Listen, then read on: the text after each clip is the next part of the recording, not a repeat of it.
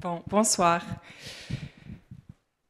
Donc je suis allemande, j'habite à Vienne, dans la belle ville de Vienne, en Autriche. Et vous ne pouvez pas imaginer combien c'est improbable que je sois ici maintenant et je vous donne mon témoignage. C'est vraiment, et puis même l'enseignement de cet après-midi, parce que je n'ai pas du tout grandi dans la foi. Alors que j'ai grandi en Bavière, c'est très catholique. Toutes les fêtes sont des fêtes religieuses, ou presque toutes. Toute la culture est très catholique. Tout le monde, en fait, est pratiquement baptisé. Et moi, je ne l'étais pas. Moi, je venais d'une famille de 2 parents. En fait, je suis très représentative de mon époque, je pense, parce que mes 2 parents était un peu dans la vague 68. Ma mère d'une famille protestante, mais pas du tout pratiquante. Et elle n'était même pas baptisée. Elle était seulement baptisée à sa propre demande à l'âge de 8 ans. Elle avait déjà, depuis sa toute petite enfance, vraiment un désir de Dieu inexplicable. C'était elle et pas ses 4 frères et sœurs, mais ils étaient tous baptisés parce qu'elle le demandait. Bon. Mais aucune pratique, aucune éducation religieuse, rien. Plutôt famille libérale, de gauche, intello. Et donc, elle a fait des études de sociologie en 68 à Berlin. Vous imaginez plus ou moins le milieu. Et mon père, issu d'une famille catholique, mais aussi très typique pour son époque, vraiment une expérience d'une étroitesse, en fait. C'était catholique, mais c'était étroit, c'était étouffé, c'était pas du tout c'était pas du tout une bonne expérience, en fait. Et donc, dès qu'il pouvait, il a quitté la maison très, très tôt. Et en fait, mes deux parents, bien avant de se connaître, je ne sais pas si vous savez ça, mais en Allemagne et en Autriche, en fait, quitter l'église, c'est un acte formel. On signe un papier devant une autorité de l'État et on est excommunié. Je ne sais pas si vous saviez ça, mais c'est le cas. C'est une question complexe, ça dépend de la structure juridique de l'Église en Allemagne. Et donc, en fait, c'est un acte formel. Hein. Est-ce que tu as quitté l'Église? Ça veut dire que tu as signé « je n'appartiens plus à l'Église » et en fait, du coup, on ne paye plus d'impôts à l'Église, parce qu'on paye beaucoup d'impôts à l'Église. Et donc, en fait, pour mes 2 parents, c'était évidemment juste un acte, juste une signature, parce que ça signifiait rien. Et donc, ils ont tous les 2 quitté l'Église. Mais il y avait une telle quête de Dieu dans ma famille, beaucoup plus que dans toutes les familles catholiques autour de moi en Bavière, beaucoup plus. Mais donc moi, voilà, on a des cours de religion, hein, nous, à l'école, au lycée. Moi, j'étais ni bénie ni punie avec des cours de religion, parce que ça peut être les deux, hein, l'un ou l'autre. Pour beaucoup, c'était quand même plutôt une punition, je pense. Mais bon, ça peut être une bénédiction, mais bon, voilà. Moi, je n'avais pas des cours de religion, je connaissais vraiment rien du christianisme, en fait. Et j'ai grandi dans cette famille où il y avait vraiment une quête très intense de Dieu et du spirituel. Et donc, quand on ne sait pas qu'on pourrait peut-être frapper à la porte d'une église, parce que c'est évidemment la dernière idée qui vient à la tête quand on cherche quelque chose. En tout cas, c'était comme ça pour mes parents. Eh bien, on cherche ailleurs. Et donc, il y a beaucoup tous les 6 mois, tous les ans, il y avait quelque chose à la mode chez nous, à la maison, des guérisseurs indiens, des trucs psychologiques, le dernier cri, je ne sais pas. Et puis, il y avait plein de choses. Je me souviens qu'on est allé chez une femme indienne qui était illuminée, apparemment. Et donc, le rite consistait à venir devant elle. Elle est hyper connue. Hein. Il y a des milliers et des milliers de gens qui vont chez elle. Elle existe toujours. Et puis, de regarder dans ses yeux pendant 30 secondes. C'était une sorte de liturgie. Voilà. Donc, j'ai fait ça. Bon, voilà. On a fait tout ça. Et puis, mes parents, notamment maman, a vraiment fait des trucs un peu fous. Un peu fous. Enfin, donc, par exemple, elle est allée 5 jours sur une île sans nourriture, il a fait chaud, sans rien, pour chercher Dieu. Sur une île inhabitée, hein? Donc juste des rochers et des arbres. Donc vous voyez à quel point c'était pour elle existentiel, et à chaque fois, elle a eu le courage de dire, en fait, c'est pas ça, c'est pas la vérité. Et donc, elle s'est relevée et elle a continué à chercher. Et elle est retombée, parce qu'en fait, quand c'est une quête vraiment existentielle, et c'était son cas, c'est terrible, hein, quand on est déçu, quand on a, encore une fois, c'est comme si on avait été trahi, en fait. Encore une fois, vous m'avez promis quelque chose et ce n'est pas la vérité. Et donc, moi, je voyais ça très régulièrement. Et donc, du coup, elle se tournait vers autre chose et elle essayait autre chose. Et voilà, ce que le monde proposait, quoi. Et donc, moi, j'ai grandi dans ce milieu-là, donc pas anticlérical, pas contre l'Église, mais c'était juste pas une option, surtout pas l'Église catholique. Mais c'était juste pas une option, c'était pas un sujet de discussion ou rien. Et on apprenait quand même le Notre Père et une bénédiction chrétienne le soir, ça je me souviens, mais aussi beaucoup d'autres choses. Donc c'était un peu nébuleux, Dieu, il existe, ça c'était sûr, mais qui est Dieu, ça c'était beaucoup moins sûr, beaucoup moins clair. Et voilà, j'avais une enfance heureuse avec 2 frères, tout allait bien. J'avais quand même des grands désirs, je me souviens, j'avais vraiment un désir de profondeur, de justice. J'avais vraiment ces désirs-là, plus que mes amis à l'école, par exemple. Mais je ne savais évidemment pas non plus où chercher pour combler ces désirs, ou où chercher, dans quelle direction chercher. Et quand j'avais 14 ans, à ma très grande surprise, c'était complètement inattendu, mes parents nous ont annoncé qu'ils allaient se séparer. Et c'était... un monde s'écroulait complètement. C'était inimaginable pour moi que mes parents... j'étais absolument sûre que ça n'allait pas se passer chez moi. Sûre. Et bien, ils se sont séparés. Et puis, c'était... toute ma certitude dans la vie, en fait, s'est écroulée. Il n'y avait plus de... je me suis rendu compte plus par après, en fait, qu'il n'y avait plus de...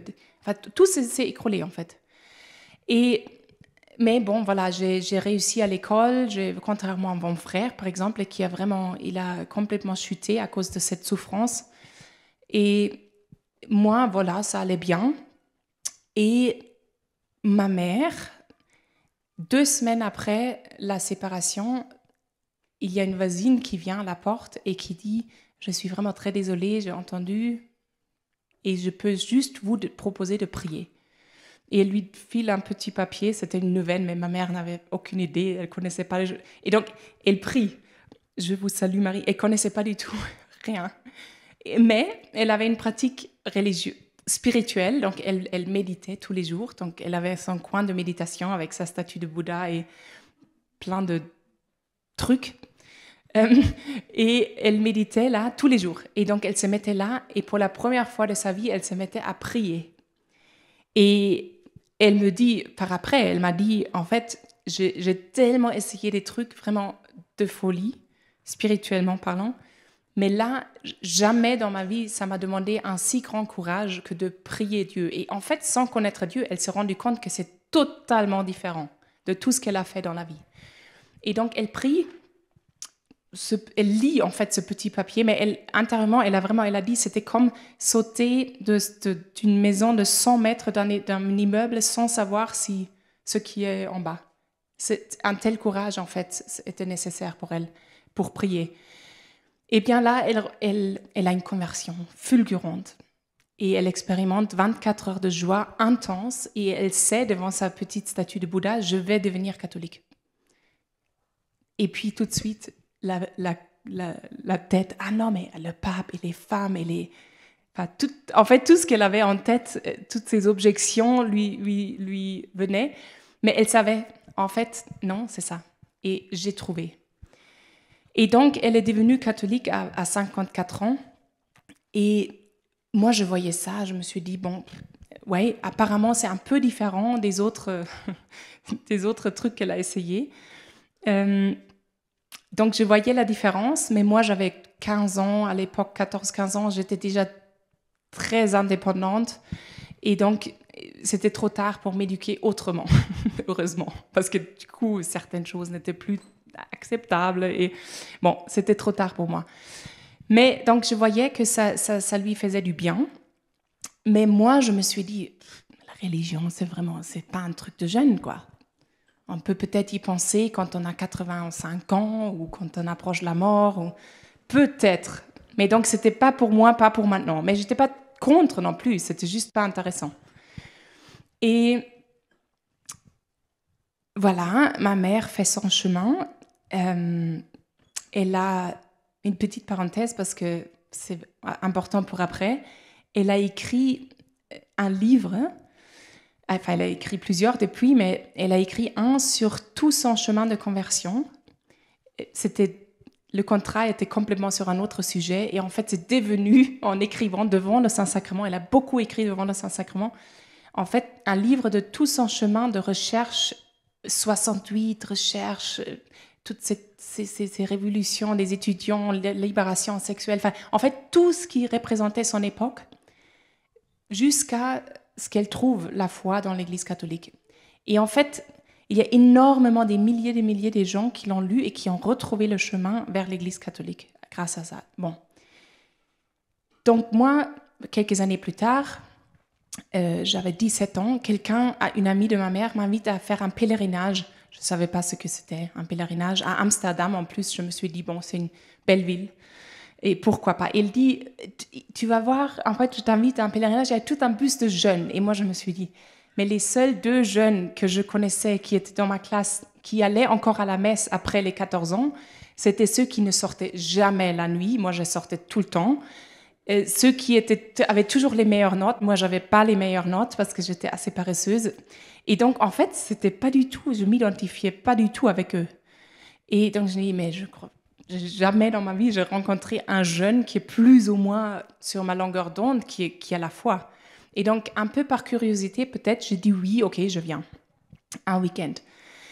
Et donc, on est dans le bus, et c'est là où l'anecdote était importante du livre, parce qu'ils se sont trompés de l'organisation. Moi, je me suis retrouvée dans le bus avec tous les retraités qui avaient tous lu le livre de ma mère et qui me sautaient dessus pour me convertir.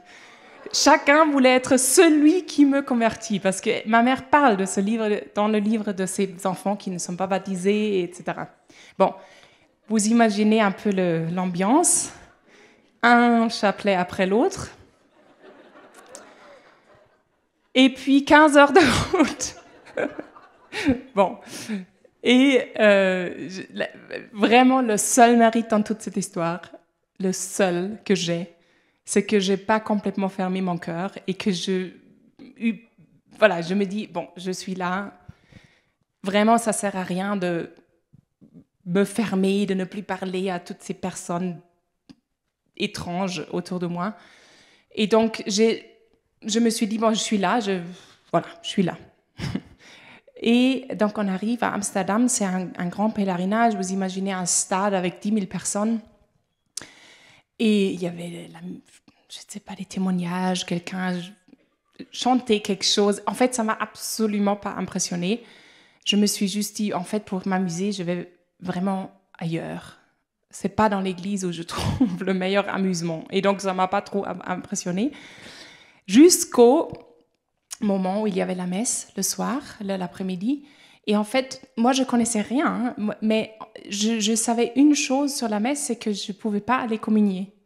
Parce que ma mère me l'avait dit, elle dit, tu sais, tu n'es pas baptisé, tu peux pas aller communier, mais tu peux aller comme ça, devant le prêtre, et recevoir une bénédiction. Donc, la messe, 300 prêtres, enfin, c'était quand même, j'ai jamais vu ça, mais voilà, j'observais un peu comme je ne sais pas, comme une série que j'avais jamais vue avant ou un truc comme ça.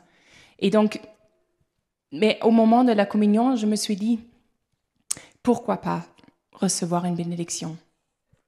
Ça ne peut pas me faire de mal, donc c'est peut-être pas non plus révolutionnaire. Mais ça ne peut pas me faire du mal. Bon, je m'approche du prêtre, je me mets dans la file comme ça, et j'arrive devant le prêtre et comme ça. Et le prêtre, il veut me donner la communion. Et je dis, mais je ne connais pas vos règles, mais je connais celle-là. Et je ne peux pas. Et j'étais un peu, évidemment, surprise parce que je pensais que voilà, c'est la seule règle que je connaissais, mais apparemment, lui, il connaît... Enfin, voilà. Bon, et donc, en fait, je suis comme ça devant lui et je dis, mais je ne peux pas communier. Et il me montre l'hostie comme ça devant les yeux et il me dit, est-ce que tu crois que c'est Jésus-Christ? Et là, je regarde cette petite hostie et puis c'est vrai que, en fait, un peu tout... Ces 10 000 personnes étaient comme disparues. Et je regarde cette petite hostie et le Seigneur m'a donné toute la foi. Et depuis, et c'était une évidence que c'est vrai. Et donc, j'ai fait ma profession de foi devant le prêtre. Je dis oui, je crois. Et c'était vraiment une conviction profonde. Et il m'a donné la communion, ce qui est un peu hors règle. Et je dirais jamais à quelqu'un d'aller essayer. Mais il est vrai aussi, j'ai beaucoup réfléchi à ça parce que je me dis, est-ce que je peux même témoigner de ça? Enfin, c'est un peu compliqué et tout. Mais je me suis dit vraiment, là, en fait, le Seigneur m'a tellement touchée avec cette communion qu'il est vrai, enfin, les règles ont du sens, mais il est plus grand que les règles. Et donc, il m'a donné la communion et ça m'a complètement bouleversée. Complètement. J'avais les genoux qui tremblaient, je pleurais, j'étais vraiment dans un état second, mais en fait, j'étais très claire sur ce qui était en train de m'arriver. Je savais, tout était évident. Et je retrouvais là tout ce que j'avais désiré toute ma vie, cette profondeur que je cherchais, je ne savais pas où la trouver, le sens, enfin en fait tout était là. Et je savais que jamais dans la vie je pourrais rencontrer un amour plus grand. C'était juste une évidence. C'était comme revenir chez moi à la maison alors que je ne connaissais pas cette maison avant. Mais c'était une évidence que là, c'est chez moi. Et donc voilà, ça a quand même tout changé. Et je savais, en fait, dans ces quelques secondes, il y a plusieurs choses qui se sont passées. Premièrement, j'étais très claire de ce que Dieu que c'était une rencontre directe avec Dieu. Et puis j'avais le mot évangélisation dans la tête que j'ai jamais entendu avant. C'est quand même pas un mot très courant pour quelqu'un qui n'a pas la foi, qui connaît rien de l'Église. Et je savais, mais en fait, si tout ça c'est vrai, il faut que le monde le sache. Et j'avais ce mot je me souviens, j'avais ce mot dans la tête alors qu'il n'y avait pas moyen de connaître ce mot. Et voilà, donc tout ça. Et puis l'autre chose que je me suis rendu compte les années après, quand j'ai commencé à étudier la théologie, l'enseignement de l'Église, tout ça, que en fait le Seigneur m'a donné toute la foi en 2 secondes, toute la foi. Il n'y avait plus jamais quelque chose où j'ai douté que c'était vrai. Et en fait, j'avais cette confiance comme un petit enfant, vraiment une confiance absolue que l'enseignement de l'Église est vrai et il y a des bonnes raisons. Ce n'est pas un truc arbitraire que l'Église veut nous imposer. Et donc, je dois choisir, oui, ça non, ça peut-être, ça plus tard. C'était absolument clair pour moi. Et c'est une grande grâce, parce que je connais beaucoup de gens qui n'arrivent pas à surmonter ce oui, ça non, enfin, un peu le supermarché et on prend ce qu'on veut. Moi, c'était plus jamais... Enfin, c'était pas ça avant, parce que je m'intéressais pas à la foi, mais c'était jamais ça après cette expérience. Et je savais que si je comprends pas quelque chose que l'Église enseigne, eh ben, c'est peut-être plutôt moi qui dois cheminer. C'est plutôt moi qui dois creuser. Et donc, j'ai demandé le baptême et j'étais baptisée à Pâques 2000. J'ai fait ma 2e communion, le baptême, 2e communion et confirmation. Et en fait, mon petit frère s'est converti 2 mois après moi en dormant. Il s'est endormi, il s'est réveillé avec la foi. Voilà. Et puis on était baptisés ensemble. Et puis je suis aussi peut-être la seule ici sous le chapiteau qui peut dire que je suis la marraine de mon grand frère. Parce que mon grand frère s'est converti 8 ans après dans une retraite au Sinaï que j'ai organisée.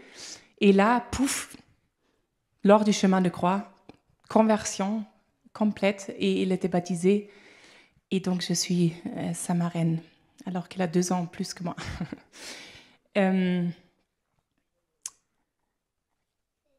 Voilà, donc après, j'ai découvert tout l'enseignement de l'Église.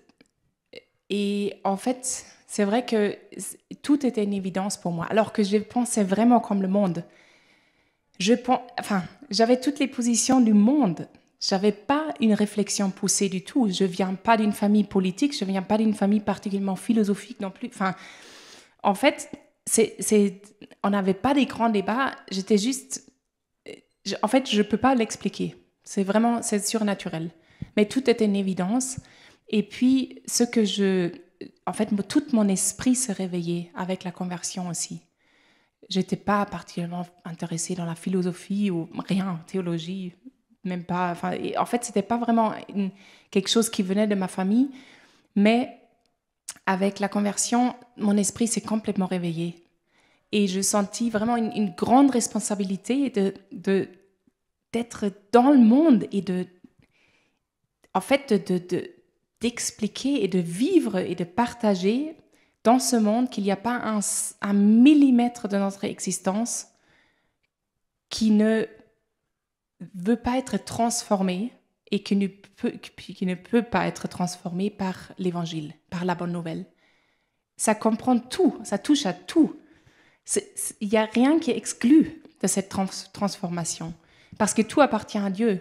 Et donc, je sentais que, en fait, c'est ça dont le monde a besoin. C'est ça c'est Dieu, mais il faut comprendre qu'en fait, ça touche à tout. C'est pas la messe le dimanche. C'est vraiment toute la vie, tout le monde qui est transformé par cette bonne nouvelle. Et voilà, donc moi, je commençais à intéresser à toutes ces questions de bioéthique, les grandes questions, en fait. Et puis, par après, la Providence a fait que aujourd'hui, je fais des études de philo et puis je travaille sur toutes ces grandes questions sociétales dans une organisation absolument fantastique avec d'autres chrétiens qui sont vraiment un grand enrichissement au quotidien. Et en fait, tout s'est ouvert comme ça, les portes se sont ouvertes et la seule chose que j'ai fait tout au long du chemin, c'est que j'ai jamais dit non. J'ai dit oui, alors que ça me paraissait trop grand, trop aventurier,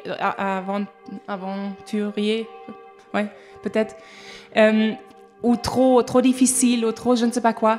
Et en fait, j'ai toujours dans la foi, je dis, je saute.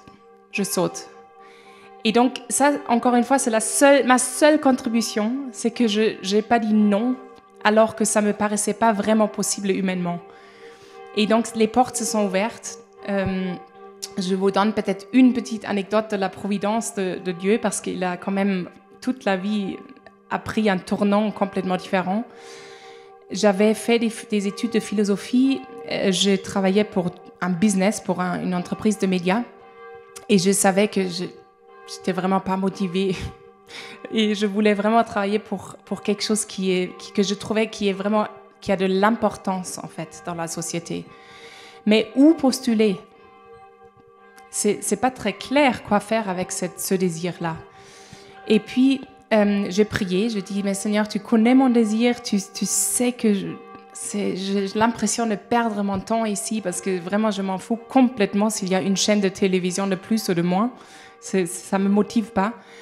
Et en fait, donc je remis ça au Seigneur, et puis une semaine après, mon portable sonne, et il y a un Espagnol que je ne connaissais pas, à l'autre bout de la ligne, et qui dit « Voilà, vous êtes tel, oui. Alors, on veut vous donner... » Il ne me connaissait pas, hein. « On veut vous donner un financement pour 1 an pour commencer une organisation à Bruxelles pour travailler sur toutes les questions sociétales à niveau Europe. Bon, ok, j'ai démissionné, j'ai déménagé à Bruxelles. Je l'ai fait et l'organisation a existé 10 ans. Maintenant, je travaille pour une autre. Mais tout ça pour vous dire que, en fait, les portes se sont ouvertes de manière très, très providentielle, vraiment. Et aujourd'hui, voilà, je suis très heureuse d'être là. Et quand on parle, enfin ici, on est quand même rassemblés autour de l'Eucharistie, je me dis que l'Eucharistie a vraiment, évidemment, je connais des périodes de sécheresse, j'ai plus jamais vécu ça avec l'Eucharistie, plus jamais. Mais je sais que c'était vrai. Et l'Eucharistie peut vraiment transformer une vie en 2 secondes, ou en toute une vie. Évidemment, c'est pas terminé, ça commence après.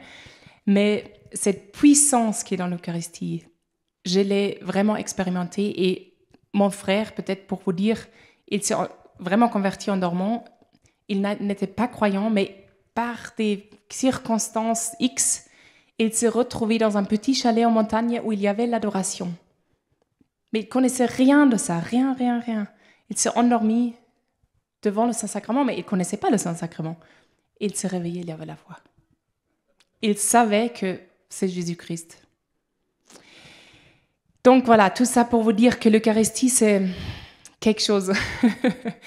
C'est vraiment tellement précieux de la connaître dans la vie et je rends grâce au Seigneur. Et puis, peut-être on termine par une petite prière parce qu'on va, je pense, accueillir le Seigneur dans le Saint-Sacrement. Donc, prions ensemble.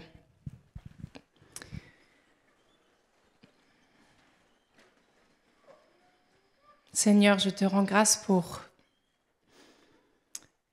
ta puissance, pour ton amour, pour ton regard sur chacun de nous, où que nous soyons intérieurement, extérieurement. Nous déposons tous nos soucis devant toi, nous venons vraiment devant toi maintenant. Merci de venir nous visiter maintenant, nous rendre visite ici, de rendre présent. Merci de te faire si petit dans ce petit pain, avec toute ta divinité, toute ta puissance aussi de transformer notre vie. Merci Seigneur d'être la réponse à tous nos désirs, d'être la réponse à notre désert aussi peut-être. De jaillir vraiment comme de l'eau fraîche, là où c'est aride. Seigneur, merci Seigneur, parce qu'il n'y a pas d'endroit dans notre cœur, dans notre vie que tu ne veux pas toucher et transformer et habiter. Seigneur, je te rends grâce pour ma conversion, mais je te rends grâce aussi pour le chemin que tu fais avec chacun ici présent. Merci Seigneur pour ta fidélité, merci pour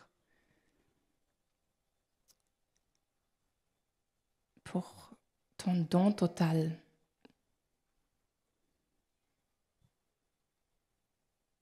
Amen.